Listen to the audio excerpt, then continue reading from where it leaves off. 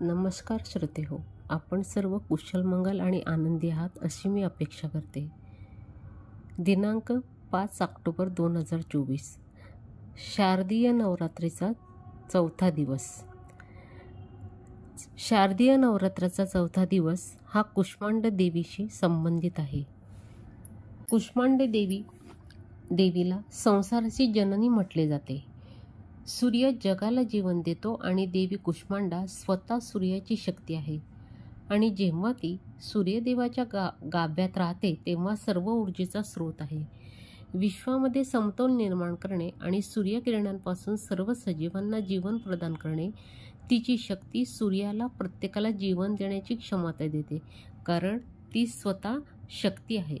अशा या कुष्मांड देवीचं रहस्य तिच्या नावातच तिच्या रहस्याचा संकेत आहे.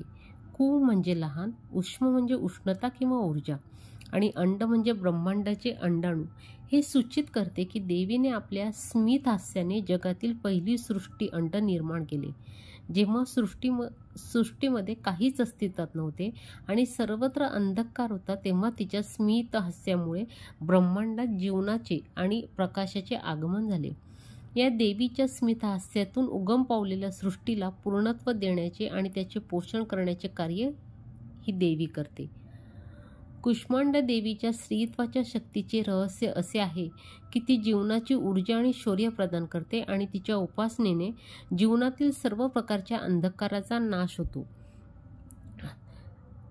सृष्टीच्या आरंभी सर्वत्र अंधकार होता आणि कोणतेही जीवन अस्तित्वात नव्हते. त्यावेळी ही कुष्मांडा देवी निर्माण झाली.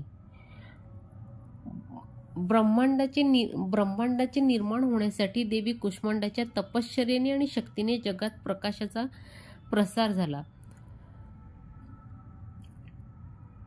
नवरात्रीच्या चौथ्या दिवशी आपण कुष्मांड देवीची पूजा केली जाते. तिच्या पूजेसाठी साधकांनी शुद्ध वस्त्र परिधान करावे, देवीला पांढऱ्या किंवा लाल फुलांनी पूजन करावे आणि तिच्या चरणी धूप दीप नैवेद्य अर्पण करावे. देवीची उपासना केल्याने भक्तांना आरोग्य, संपत्ती आणि समृद्धी प्राप्त होते. कुष्मांडा देवी एक रहस्यमय देवी आहे जी सृष्टीची निर्माती आहे. तिच्या पूजनामुळे भक्तांच्या जीवनातील अंधकार नष्ट होते आणि त्यांना सुख, शांती व समृद्धी प्राप्त होते. सृष्टीची निर्मिती झाल्यानंतर कुष्मांड देवीने सर्व भौतिक ग्रह आणि इतर आकाशगंगा उगवू लागल्या. मग तिने तेजस्वी प्रकाश आणि उष्णतेने भरलेले ग्रह उदयास आणले. त्या ग्रहांना सूर्य म्हणून ओळखले जाऊ लागले, ज्याने वेगवेगळ्या ग्रहांवर असंख्य जीवन टिकवले. वेगवेगळ्या आकाशगंगातील त्या सर्व ग्रहांवर सूर्य हा ऊर्जेचा स्रोत बनला, पण ती सूर्याचा स्रोत बनली. त्यानंतर तिने तिच्या डाव्या डोळ्यातून एक पीच काळी देवी तयार केली.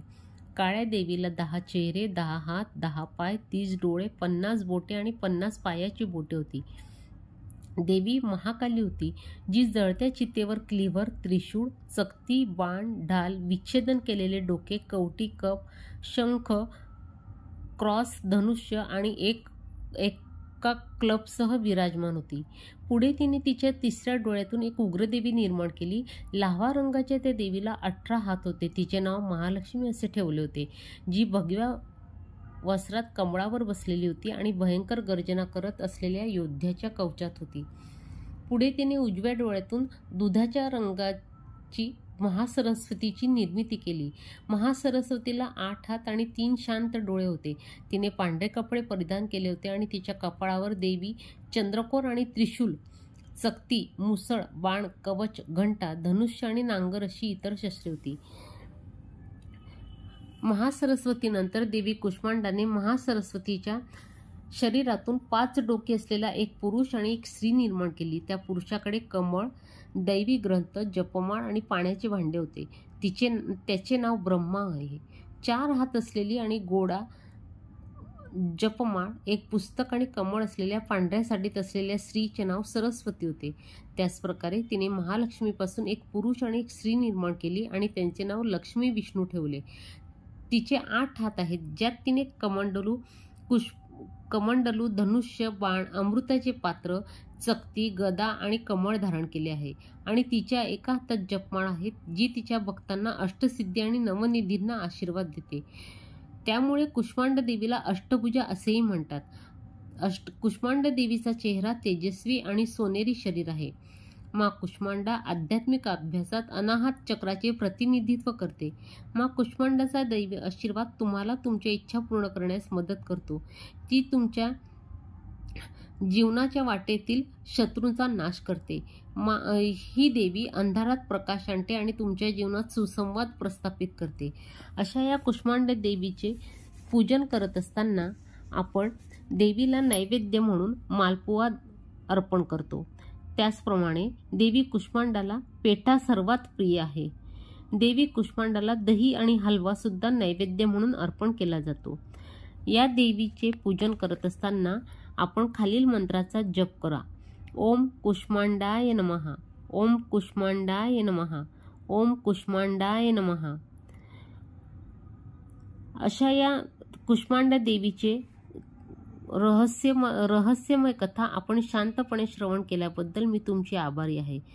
आपल्याला हा व्हिडिओ आवडला असल्यास त्याला लाईक आणि शेअर करा आणि माझ्या चॅनलला सबस्क्राईब करा.